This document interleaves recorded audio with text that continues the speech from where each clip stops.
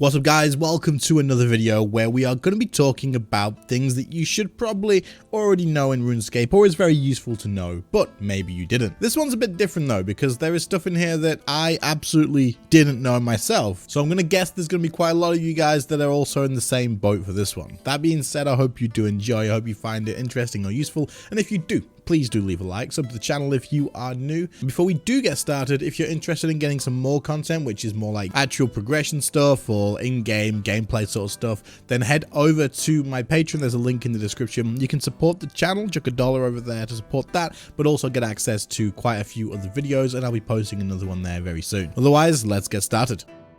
First up is a pretty useful thing to know for anybody who is maybe on an account that doesn't have much wealth, or maybe you're limited to using supplies and just want to save a bit of money, and that is being able to use spells such as Animate Dead, which is the one I'm going to use in the example here, or any other spell that you might want to cast before you do a fight or anything like that, or for any other use, without actually using the runes. Now, if you are limited on all this sort of stuff and you want to save the money, because Animate Dead is pretty expensive to cast each time, it is 38k. If you go here, you use the adrenaline crystal, and then you use metamorphosis.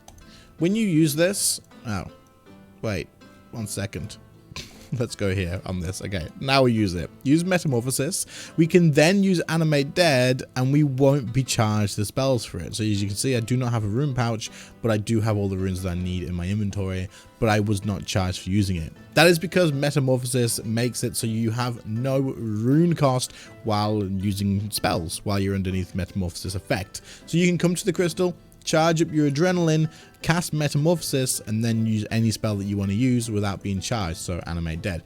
The only thing to keep in mind here though is it does share a cooldown with Sunshine, so if you are going to go into a boss fight afterwards, head to this altar, pray here, and that'll reset your cooldown, meaning when you do go into the boss fight, you can still use your Sunshine, because otherwise it'll be on cooldown and big rip. But Animate Dead lasts for 12 minutes, I do believe, which means you only have to do this once every 12 minutes. You charge this up, use Metamorphosis, get your free cast, and then you're golden for 12 minutes. You don't have to worry about spending any extra money. This is really useful for me when I'm using like my alt account and stuff, because man, these runes are expensive for that, and you go through them very quickly, very limited on budget and stuff, so being able to cast it for free is definitely helpful.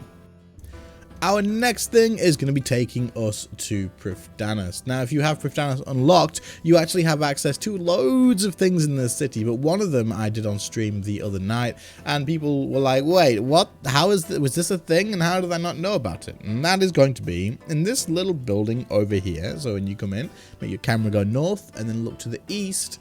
In the east pathway, you can actually change your prayer book and your spell book at the little, what's it called? It's called a grimoire. It's the Elven Grimoire. So this Elven Grimoire in here, you can come in here and you can swap your spell book and your prayer book, or you could pray at it, and I assume that will just give you prayer points, which it does. But this is a nice convenient way to change your spell book and your prayer book without going back to the places. Everybody was going to like the dig site to change their prayers. People were going to the desert temple or whatever, the desert pyramid, to change the spell book. You don't need to do that. You can just change it here and it'll just do it for you straight away. So now I am on standards, and then I do it again. Now I'm back on ancients, and it's just how it works. You want to swap your prayers, you can do it. You can change your cursors of prayers, and then you can change the thing. You can also make it so you can do this at any altar, but I don't do this because then every time you pray, it's like, do you want to change your altar? And you don't do that. So if I say yes, allow me to do this at any altar. The altar eases its grip on your mind, blah, blah, blah, cursors are gone. But the way this actually works isn't that you can then change back to the ancient cursors at any altar. All it does is let you, if you're on ancient cursors, so let me change this back to regular things. We go back to the cursors, and then now that we can actually do this at any altar, what will happen is every time we pray at any altar while we're on ancient cursors, it's going to give us the option to change back, and it's kind of annoying, so I toggled it off and made it so you had to go to that place there. But if you go here and you press pray, you're going to see here it says yes, switch back to prayers, no, keep using cursors, or no and only ask me at the Centistan altar. So we're going to say no and only ask me at the Centistan altar, but again, you can do this at the one in Prif. So that place is pretty cool, pretty convenient. It's a good time saver. You don't have to go to the Centistan altar, you don't have to go to the pyramid, just go to Prif if you have it unlocked. Another way you can do this, but I'll just quickly add, is if you have a wicked pouch, which I think I have, yeah. If you have a wicked pouch, which you buy from the Solomon store for loyalty points, you can actually change it here as well. You can change your prayers or curses, you can switch your spellbook, and of course you can swap your spellbook on a magic cape too.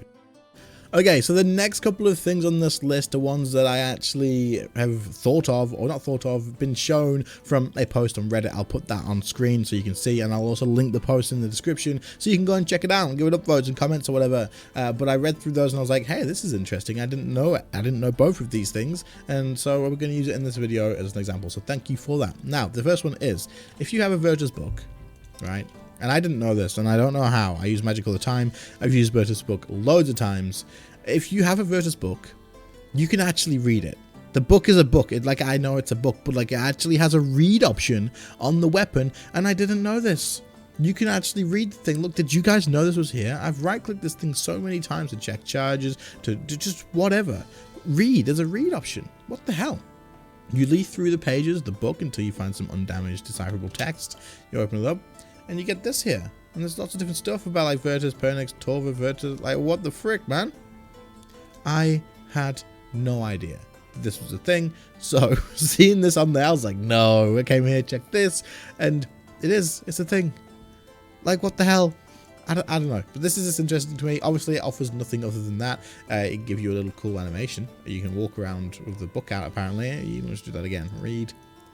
We'll open the book up. We'll close it. So you can do the animation. I went away this time. Last time it didn't do that. But there you go. It's pretty cool. Did you know this? I had no idea.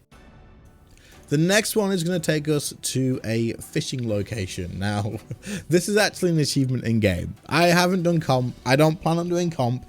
So there's some achievements that surprise me. So this is going to be more common knowledge for the people who have done comp probably, or trim comp or whatever is the requirement for. But for other players who like me just aren't really that interested in it, you're probably still going to be like, how did I not know this was a thing? So you come to the fishing place. You catch a fish. We're gonna cast our rod out here.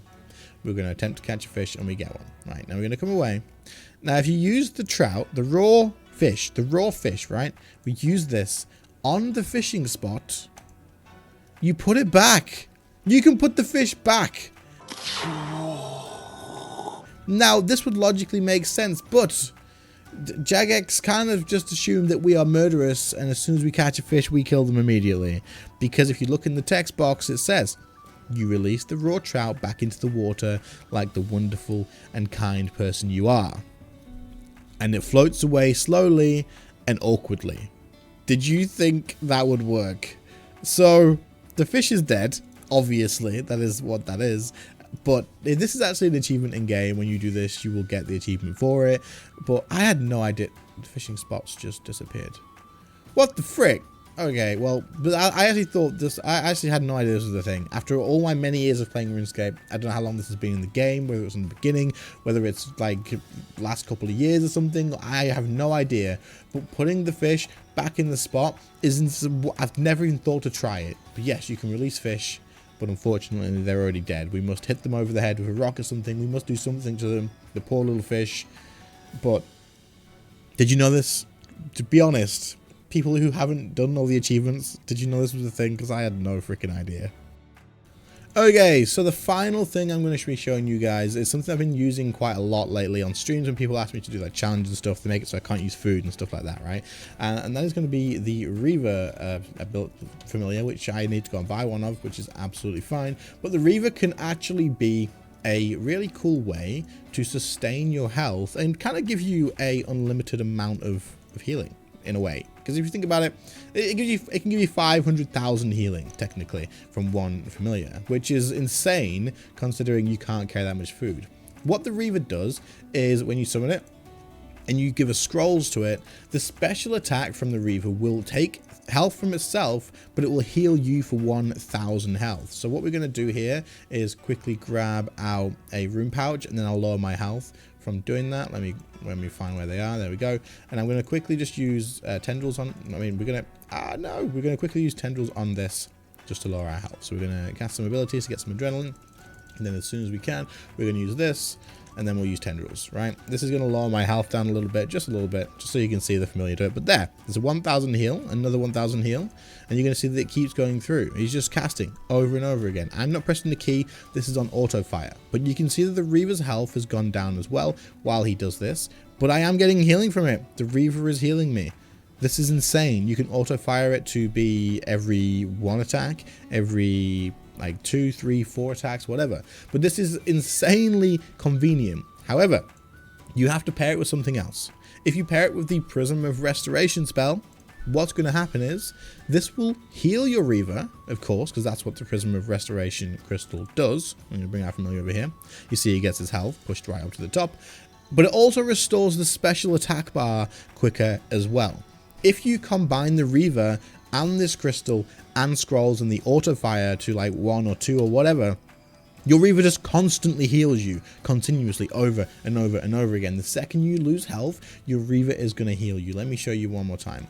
We're going to use, we have to get higher adrenaline this time because Limitless is on cooldown. So we'll quickly get to 50% adrenaline. And then we're going to use Greater Chain again.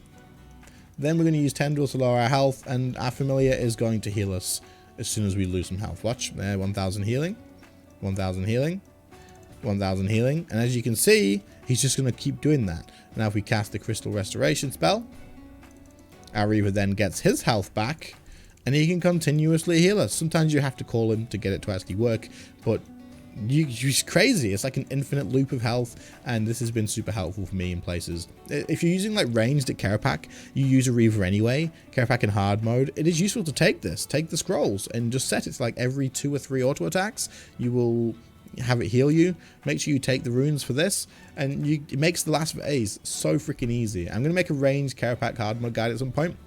This will be included, absolutely. So if you didn't know about this, holy hell, this has made PvM so easy in some places. It's expensive, don't get me wrong. The scrolls are expensive. It's an expensive way to get 1000 health back. But if you want to do it, you can definitely do it. But anyway, that brings us to the end of this one. Was there anything in here that you didn't know about? Was there anything interesting and useful for you? Let me know in the comments. If you can think of any other stuff that I may not have covered already in the past, leave it in the comments down below. And if they are things that I use, I will of course give you credit just like I do for the Reddit post as well. And thank you again for the Reddit post. I appreciate it. It does help out a lot when I can find stuff and be like, hey, look, I can pinch this from here. And yeah, but anyway, I hope you all enjoyed the video. If you did, leave a like, sub to the channel if you are new. Channel members and patrons keeping me full time right now. Thank you, thank you, thank you. Your names will be on screen during the outro. If you guys want more content or early content, channel members get early access to videos that I post on YouTube, and patrons get patron only content that's only posted there. Otherwise, thank you all so much for watching. I appreciate it, and I'll catch you all in the next one. See you later, guys. Bye.